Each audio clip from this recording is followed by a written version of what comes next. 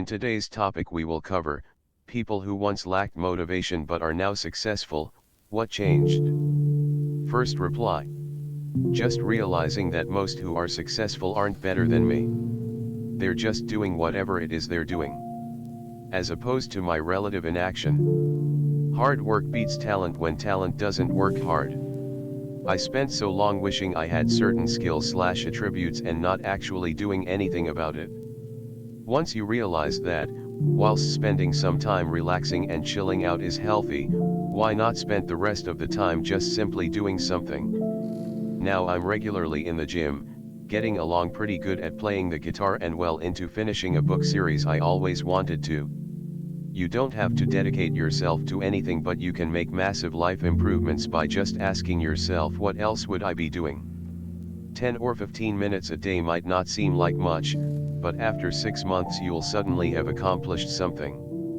Whatever you are not changing, you are choosing. I realized that the only person who could fix the things that annoyed me/stressed me out about my life and circumstances was me. I decided that I was tired of living that version of my life, so I created a new path and led myself to a better version of life.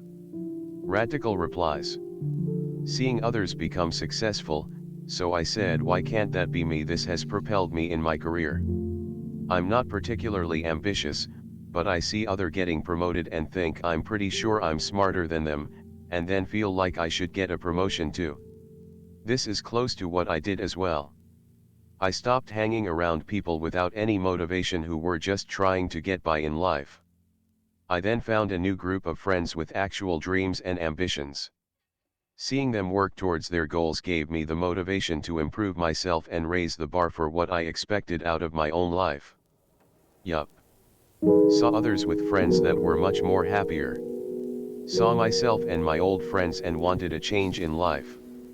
Went to looking at life with never chasing regrets and just pursue what makes me happy. The biggest thing was that the realization that random people you meet in life might become your best friend or a stranger, but if you don't try you'll never get a chance. Plus you might rarely meet these people again. I took more chances and risks in life in order to better myself. You have to keep true to your words though, otherwise it doesn't happen. Another Redditor replies. Realizing no one else has their shit together either, and if I just show up I'll be ahead of the pack. Analysis paralysis is a killer. I have never heard that term, but definitely know what you're talking about. This has been a game changer for me. I am a teacher, and you cannot swing a dead cat in a room full of teachers without hitting at least 10 cases of near debilitating imposter syndrome. Realizing that very few of us are really sure of what we're doing has made it easier for me to take my little lesson plans and materials and keep on trucking. I just spent an hour creating a PowerPoint walking through Joseph Campbell's hero's journey with the help of Luke Skywalker. And you know what? I am kinda proud of myself for how it turned out. I will inflict it on my students next Monday, and hopefully, they will get something out of it. Pretty sure analysis paralysis runs my life. Like, I want to do something, get excited to do it, and then I start thinking about it and the logistics of fucking everything, and then I get scared and freak out and back down and just end up doing nothing. I do not know how to break the cycle though. Someone I greatly admire once said, motivation doesn't factor much into my life. Motivation comes and goes.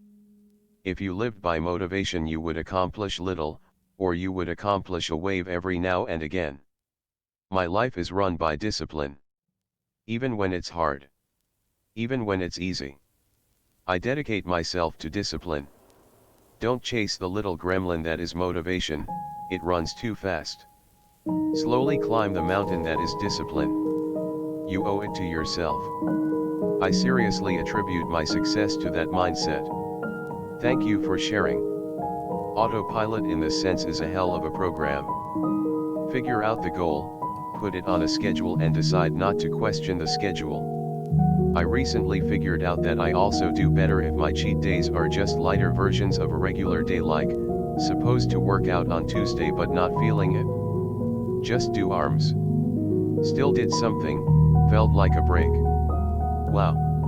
This is amazing. Thank you. This is completely true. No one always wants to exercise or eat right.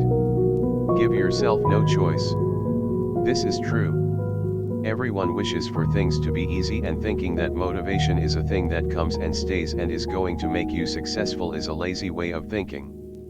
When my son was born, I was pretty young and was used to do stuff only when it was desperately needed to be done. First I thought that having a child is going to magically bring me the motivation I need somehow, but I quickly realized that it wasn't going to happen. It took me quite some time to enjoy getting up at 7 a.m. after a short night and play and care for my son. But after months of kicking myself in the ass to get my shit together, I can be proud of what I do and accomplish, even though it's mostly playing with the child and cleaning the house. It only gets easier after time. Yeah, I don't know. For me, it's hard to get disciplined without motivation or without some outside entity forcing me to get disciplined one way or another. Like, nobody is telling me every day to work out, only I can do that, and I need motivation to keep myself disciplined. Whenever I hear advice like that, my immediate reaction is that's not how I work, unfortunately. Like, I'm glad that mindset helped you and can help others, but for me personally it's no different than just saying just do it, don't be lazy. In which case I think to myself, well shit, if it were that easy, I wouldn't need this advice to begin with. Entity Noir replies. Mine is a two-part answer.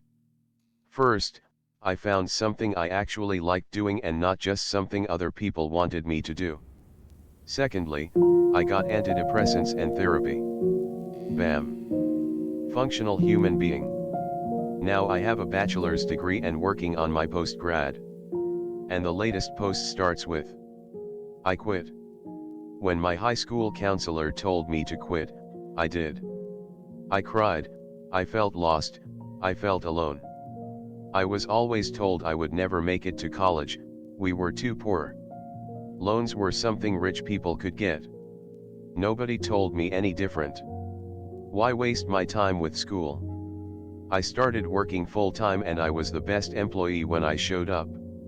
It was a theme. That began a journey of quitting. It was a long journey, with a lot of obstacles. Wasted time. Parties and clubs, bars, and late nights. I met a girl though. She pushed me to try. I quit my job for a new one with an apprenticeship. I had a reason to show up.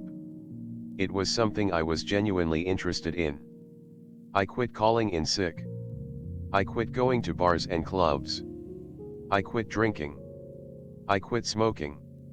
There were a lot of positive influences. People. Those were the highlights. Positive people that inspired me, pushed me harder, and asked more of me than anyone else ever had. I learned what humility was. I quit trying to prove myself. I quit trying to succeed. I quit trying to be the best. I quit feeling failure. I started just looking out for others. I quit worrying about what others thought about me, and started worrying about how to help others. My life took a turn for the better. I had mentors at work and a family of my own. A wife and a young daughter. I volunteered teaching school children about science, technology, engineering, and math. I went back to school, to college. I had dropped out of high school with over a year's worth of credits from advanced placement courses. My apprenticeship gave me another year of credit and an associate's. I entered an accelerated bachelor's program that had 16 hours of class every weekend for a year. 11 years after dropping out of high school, I graduated with my bachelor's. 13 years afterwards, I graduated with my master's. 16 years later, I am now halfway through my PhD. I'm on the executive board of 2 nonprofits, I'm a senior civilian in the US Navy with a decade of service, and the CEO of my own consulting firm. What changed? I did. I quit being the kid who was told they'd never have a chance. I started being the man who gave others the opportunity they deserve. I found my passion. My pursuit is giving others the chance to learn and grow, showing them they have a choice. That's all for today, folks. Don't forget to subscribe and have a good one.